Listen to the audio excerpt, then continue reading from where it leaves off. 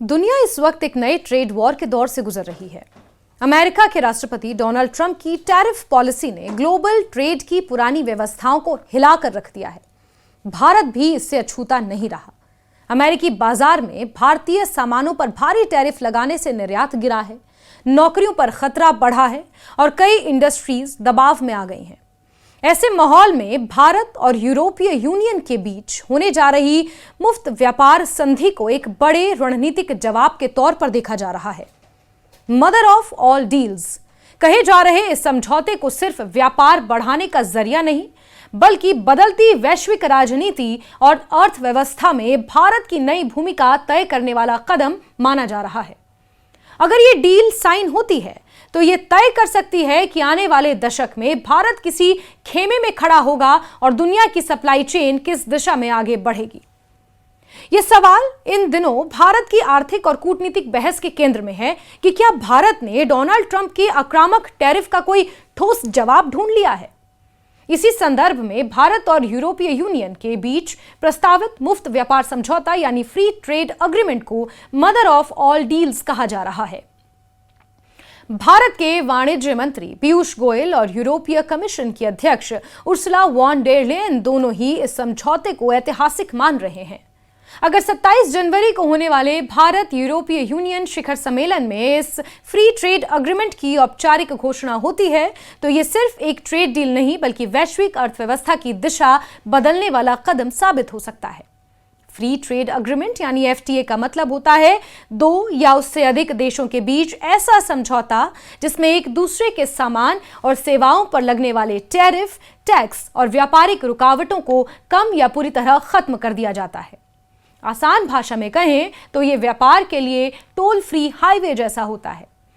भारत पिछले 4 वर्षों में 7 एफटीए साइन कर चुका है, जिसमें यूके, ओमान, न्यूजीलैंड जैसे देश शामिल हैं। अब अगर यूरोपीय यूनियन जैसे विशाल और ताकतवर ट्रेड ब्लॉक के साथ यह समझौता होता है तो इसका पैमाना अब तक के सभी समझौतों से कई बड़ा होगा। यूरोपीय यूनियन 27 देशों का समूह है और दुनिया का सबसे बड़ा व्यापारिक ब्लॉक माना जाता है, जबकि भारत दुनिया की सबसे तेजी से बढ़ती अर्थव्यवस्थाओं में से एक है। दोनों के साथ आने से करीब 200 करोड़ लोगों का साझा बाजार तैयार होगा, जो दुनिया की लगभग 25% जीडीपी को कवर करेगा। मौजूदा वैश्विक हालात में जहां अमेरिका और चीन के बीच तनाव और टैरिफ वॉर ने अंतर्राष्ट्रीय व्यापार को अस्थिर कर दिया है, भारत और यूरोपीय यूनियन की ये डील एक वैकल्पिक और भरोसेमंद आर्थिक धुरी के रूप में देखी जा रही है। भारत और यूरोपीय यूनियन के बीच ये समझौता इसलिए भी अहम है क्योंकि दुनिया धीरे धीरे अमेरिका और चीन पर निर्भरता कम करने के विकल्प तलाश रही है। ट्रंप के दौर में अमेरिका ने टैरिफ को एक हथियार की तरह इस्तेमाल किया है, जिसका असर भारत समेत कई देशों के निर्यात पर पड़ा है। वहीं यूरोप चीन पर अपनी निर्भरता को जोखिम भरा मानने लगा है।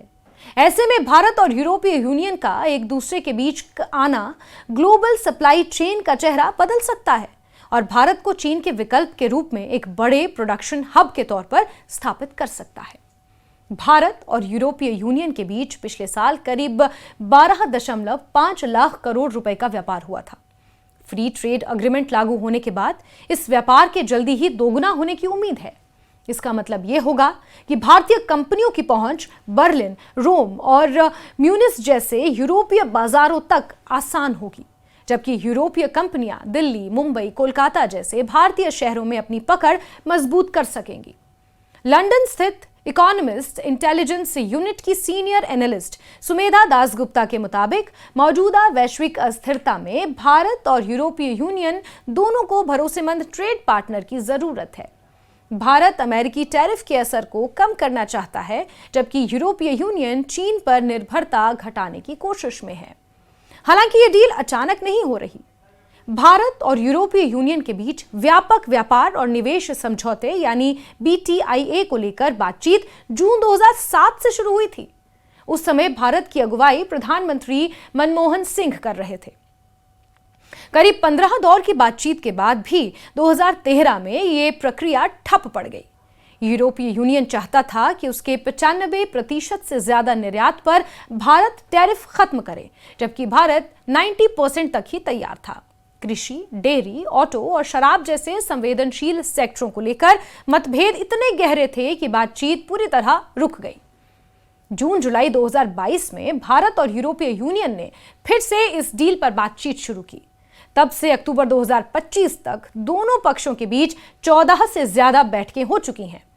इन बैठकों में यह तय हुआ कि 90% से ज्यादा सामान पर टैरिफ को 5 से 10 साल में चरणबद्ध तरीके से खत्म किया जाएगा।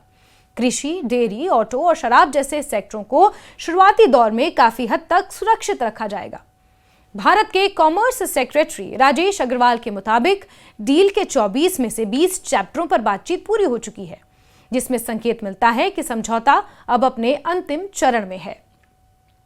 अगर ये फ्री ट्रेड अग्रीमेंट लागू होता है तो भारत को कई बड़े फायदे मिल सकते हैं।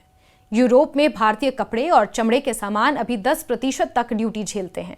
टैरिफ कम होने या खत्म होने से भारतीय कपड़े, जूते और लेदर प्रोडक्ट्स यूरोप में सस्ते होंगे और उनकी मांग बढ़ेगी। इसका सीधा फायदा भारत की गारमेंट, लेदर और फुटवेयर इंडस्ट्री में काम करने वाले लाखों लोगों को मिलेगा। इसके अलावा फार्मा और केमिकल सेक्टर में हर साल 20 से 30% तक ट्रेड बढ़ने की उम्मीद है। रेगुलेटरी अप्रूवल आसान होंगे, जिससे भारतीय जेनेरिक दवाओं की यूरोपीय बाजार में एंट्री आसान होगी। डिफेंस सेक्टर भी इस डील से एक नया मोड़ ले सकता है। फ्रांस, जर्मनी, स्पेन और इटली जैसे देश भारत को पहले से ही एडवांस हथियार सप्लाई करते हैं। फ्री ट्रेड अग्रीमेंट के बाद भारत को सिर्फ खरीदार नहीं बल्कि मैन्युफैक्चरिंग पार्टनर के रूप में भी देखा जा सकता है। इससे भारत में यूरोपीय डिफेंस कंपनियों की फैक्ट्रियां लगने की संभावना बढ़ेगी और भारतीय डिफेंस इंडस्ट्री को नई तकनीक और निवेश मिलेगा। एक अहम मुद्दा कार्बन टैक्स का भी है।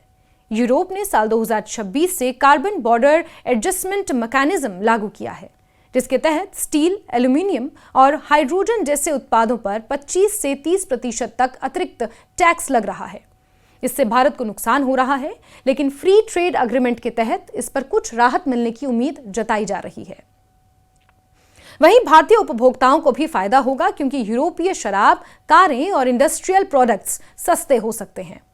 यूरोपियन यूनियन के लिए भी ये डील कम फायदेमंद नहीं है। भारत में यूरोपीय वाइन और स्पिरिट्स पर अभी 150 से 200% तक टैरिफ लगता है, जो घटने पर इनकी खपत बढ़ेगी। इसी तरह BMW, मर्सिडीज और पोर्श जैसी प्रीमियम कार्स कंपनियों के लिए भारत का बाजार और आकर्षक हो जाएगा। इसके अलावा यूरोप के IT, इंजीनियरिंग और बिजनेस सर्विस सेक्टर को भी भारत में नए मौके मिलेंगे। सबसे बड़ा सवाल यही है कि क्या ये डील ट्रंप के टैरिफ का जवाब बन पाएगी। फिलहाल अमेरिका ने भारतीय सामानों पर 50% तक टैरिफ लगा रखा है, जिससे भारत के निर्यात पर गहरा असर पड़ा है। अमेरिका को होने वाले निर्यात में भारी गिरावट आई है और टेक्सटाइल, ज्वेलरी, झींगा, कालीन जैसे सेक्टर सबसे ज्यादा प्रभावित हुए हैं। इकोनॉमिस्ट्स का मानना है कि यूरोपीय यूनियन के साथ 90% तक टैरिफ जीरो होने से भारतीय सामान यूरोप में चीन जितना प्रतिस्पर्धी हो सकता है। इससे पूरी भरपाई तो शायद ना हो, लेकिन अगले 3 से 4 साल में भारत और यूरोपीय यूनियन व्यापार 22 लाख करोड़ रुपए तक पहुंच सकता है। अंतर्राष्ट्रीय मामलों के जानकारों के अनुसार यह समझौता सिर्फ आर्थिक नहीं बल्कि रणनीतिक भी है। अमेरिका और यूरोप के रिश्तों में आई खटास और ट्रंप की टैरिफ नीति ने यूरोपीय यूनियन को नए साझेदार तलाशने पर मजबूर किया है। इस लिहाज से भारत यूरोपीय यूनियन फ्री ट्रेड अग्रीमेंट वैश्विक आर्थिक ढांचे को नया आकार देने की दिशा में एक बड़ा कदम माना जा रहा है, जो आने वाले वर्षों में विश्व राजनीति और व्यापार दोनों पर गहरा असर डाल सकता है।